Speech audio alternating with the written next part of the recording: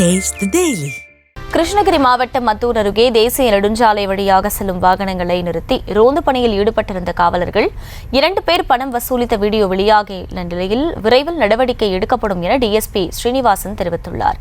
இதுகுறித்த கூடுதல் விவரங்களை செய்தியாளர் மூவேந்திரன் வழங்க கேட்கலாம். மூவேந்திரன், வணக்கம். முழு விவரம்.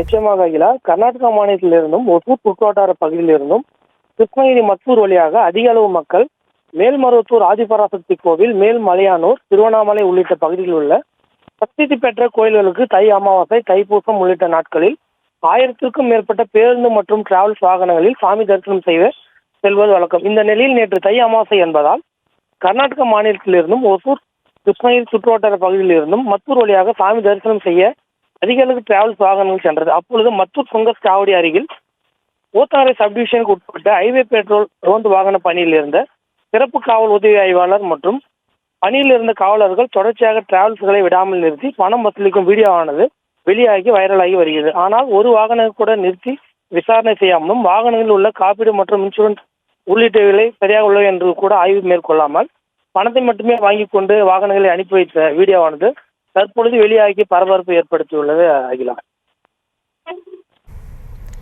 விவரங்களுக்கு நன்றி மூவேந்திரன்.